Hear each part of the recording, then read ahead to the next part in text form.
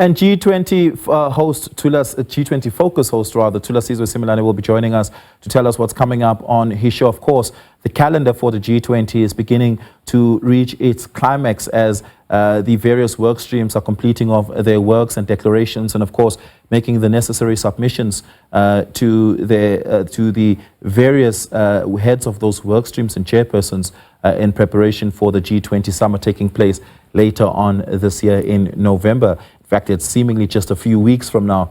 It's no longer that far out. Importantly as well is that this week, the Minister of Electricity, Khonsenzo Ramakopa, will be hosting an energy summit on G20, where various players like OPEC will be participating and joining in and making submissions there on clean energy, particularly around clean cooking, which is a problem in the global south. But Thulas, you have your own focus this week as far as the G20 program is concerned and some of the key and topical issues pertaining to it. What are you focusing on tonight? Well, good afternoon, Oliver. This afternoon, we are focusing on Africa's debt crisis. This is one of those streams of the G20. If the G20 is concerned with keeping its finger on the pulse of the global economy and systemic shocks that may arise from time to time, this is one of those areas in which it focuses quite a lot.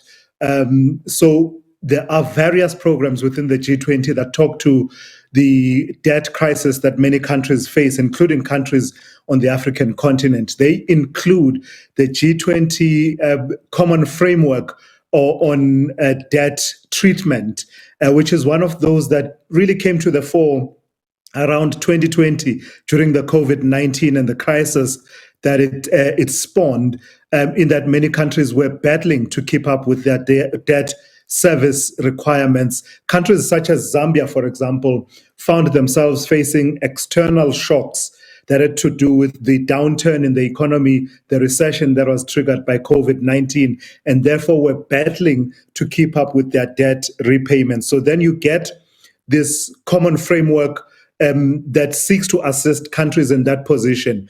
There are a number of countries on the African continent, Oliver, that are significantly indebted, South Africa being among them. For example, if you look at our debt to GDP ratio of over 75%, and you look at countries like Egypt and others.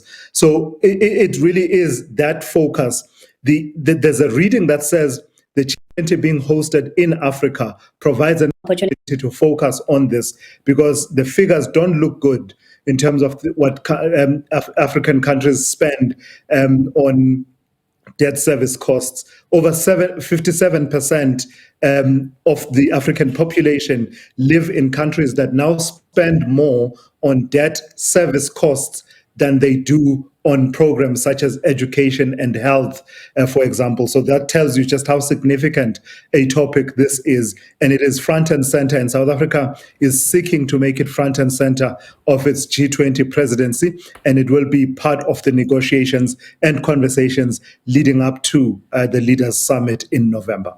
In the 2008 crisis coming out of there, we saw that what was a conversation for Greece was sovereign debt default.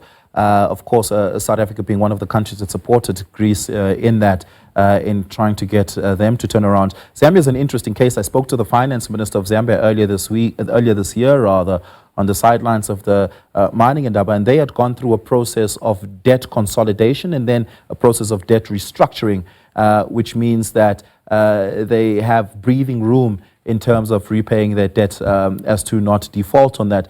But it's still inordinately expensive debt. And if you look at African nation states, the risk factor there seems to be a perceptual one rather than a tangible one. African nation states default on debt far less than European nation states. And so that risk premium seems to be one of perception rather than of reality. We're told that we're politically unstable as countries, which at any given point in time could mean anything. America could be politically unstable. How do we, do your guests think deeply around some of the risks around debt, risk perception, particularly around political instability, stability on the African continent? You're absolutely spot on, Oliver. I mean, you saw I was smiling as you were outlining all of that, because you've really hit the nail on the head, because that really is what you are talking about. The bond yields of African sovereign debt being on average about 9.8% versus an average of 3.5% in Europe and other regions.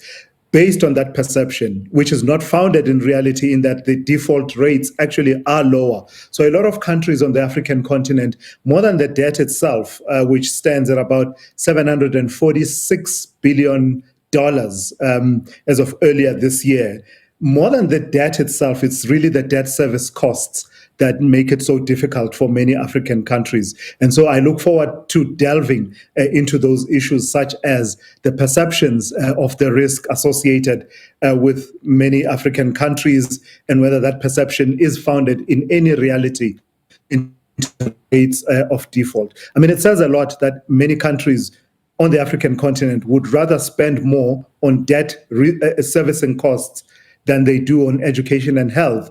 I think that says a lot for commitment to repaying and servicing of debt. So you're absolutely spot on. That is the nub of the conversation. Yeah, I mean, debt service cost is the third highest line item on the South African budget every single year, and it doesn't seem to be de-escalating. Thulas, all the best for tonight. Thank you so much for your time. Really do appreciate it. I will be watching